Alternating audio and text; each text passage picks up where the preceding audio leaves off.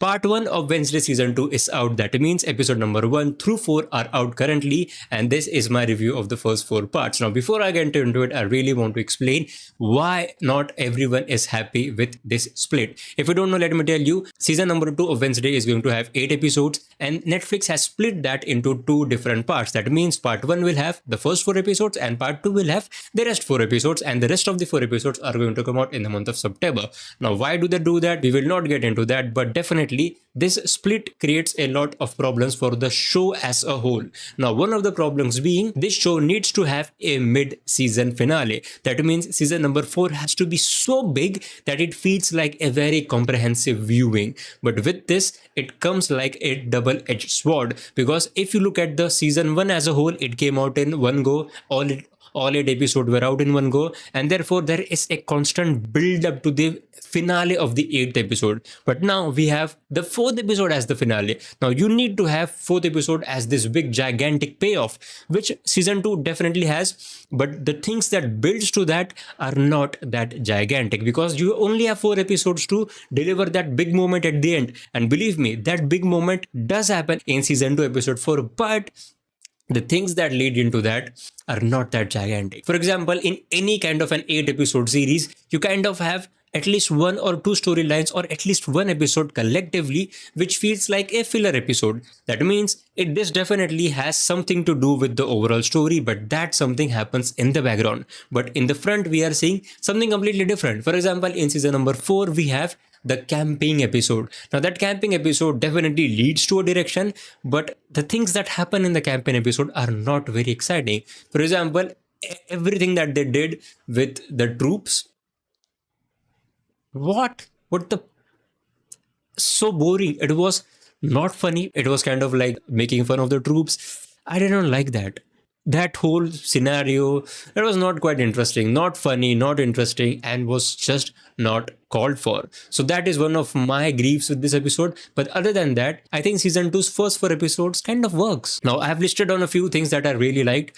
I like the idea of Enid being put into danger. Enid is the best friend of Wednesday Addams, and now she is in a place where she wants to be free. She wants to be connected to Wednesday. She wants to be the friend of Wednesday, but she wants to stay away from that murder, mystery, that kind of that side. She has also dumped Ajax, which was very brutal, because she didn't even tell Ajax that she is moving on.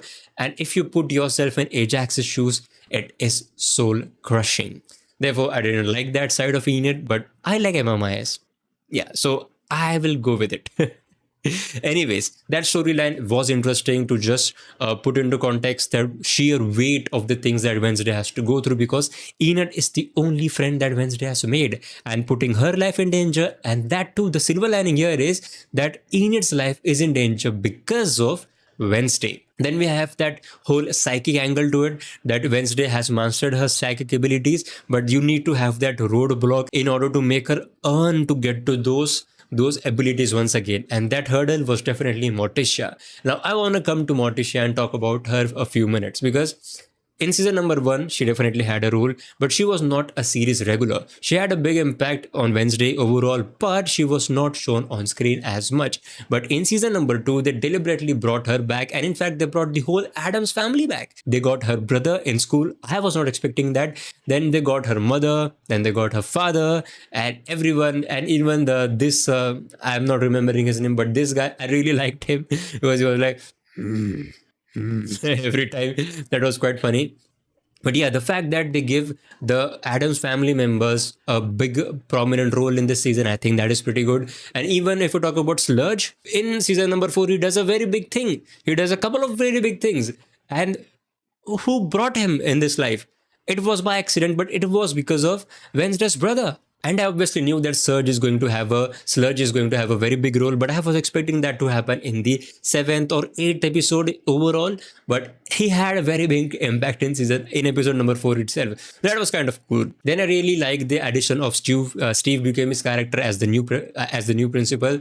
I think he's a very damn good actor, and he really portrayed this character pretty well, because this character is a grey character, but his greyness actually stems from the fact that he wants to make Nevermore great again. So therefore, he's relying on the donations, and this donation part brings back Morticia, Wednesday's mother, and also her mama, as she says. I really like the way that Morticia said mama. And some of the other additional characters were good as well, like the character of Agnes. But I didn't really like the fact that they made her Wednesday's stalker. Now, the way that that is revealed, come on. Wednesday stalker, I mean, Wednesday having a stalker was a very prominent thing that we saw at the end of season number one. And that was a kind of a thing that was kind of a cliffhanger. So we expected a bigger payoff. Than what we got. Agnes is the one who is doing that, and she's just a fan of Wednesday, but she's as crooked as Wednesday. At least she wants to be as crooked as Wednesday. But yeah, I liked her character because she is very essential to the story, given the fact that Wednesday is looking at her as someone that she can just use. Classic Wednesday. So I like that part. And also like the fact what they did with Uncle Fester. He was again a very prominent figure here. Because in the previous episode, I think if I'm not mistaken, he's just there for one episode. But here he got a very big run and a very prominent run. So I was happy with that. And again, we have the angle of Wednesday's aunt, Morticia's sister. I really like that addition as well because you need to have something related to the family. Because this gives the whole mystery angle and the whole sacrifice angle a bit more weight. And there are moments that I saw and observed where I thought Morticia is going to sacrifice herself at the end. Now we'll have to wait a month to find out that, but I think there's going to be a big sacrifice by the character of Morticia, probably. But now let's talk about the season finale. It was big for the last 15 to 20 minutes. Before that, it was just normal chill thing happening, but the final 20 odd minutes were very good, especially the last 10 minutes where we get to see Tyler break free. And I mean that angle of Tyler and Thornhill, I didn't like that she's trying to portray herself as Tyler's mother. That was yuck. I didn't like that one bit, but I'm happy that she died at the end, and I'm really happy that Tyler is free now.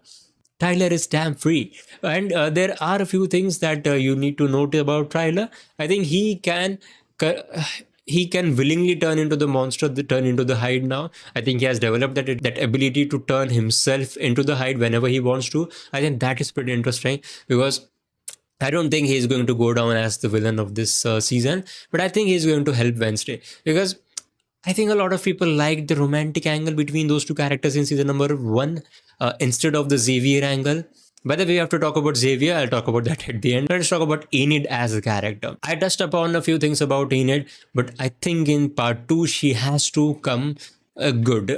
Her role has to increase. Her role has to be very critical to the story of Wednesday and her mysteries because eventually it is going to be about Enid. I think that we have solved that mystery in episode number 4, but there has to be something more. There has to be something more sinister. There has to be something more connected in line with Enid's character. Because again, as I said, part 1 and part 2, although they need to have their different finales, but they have to be a comprehensive story. Or what's the point of calling it Wednesday season number 2? You can just call it Wednesday season 2 and then Wednesday season 3, and in season 3 just talk about the final 4 episodes. So I think the story will continue, and I definitely want Emma Maya's character in it to have some more screen time. Overall, I think apart from a few hiccups, they handled part 1 rather quite well, the first 4 episodes, because it was always going to be a challenge. You have 8 episodes as a whole story, but then you have to break it down into 4 episodes and then 4 episodes, and each 4 episodes has to have their own identity, kind of. At least the final episode of the first part need to have that big payoff, which this part did. Episode number 4 did. That was a challenge. I think they did a decent enough job. I liked it overall. I had a few doubts about it because there was a few storylines which just didn't make a lot of interesting bit. But I think I liked it. I think, yeah, it's good. And definitely season number 4 gives us something that we feel excited for coming back for part 2. That's interesting. Those are all my thoughts about Wednesday season 2 part 1. That are the first 4 episodes. Do tell me in the comments what you think about these 4 episodes, and if you haven't seen it already, please do let me know in the comments as well. And please just engage. Any form of engagement is appreciated. A like, comment, or hype. You can even hype the videos now. And if you're a fan of Stranger Things, we predominantly talk about Stranger Things, Marvel Cinematic Universe, and now Wednesday as well on this channel. So please check out some of the videos on my channel as well. And as always, thank you so much for watching.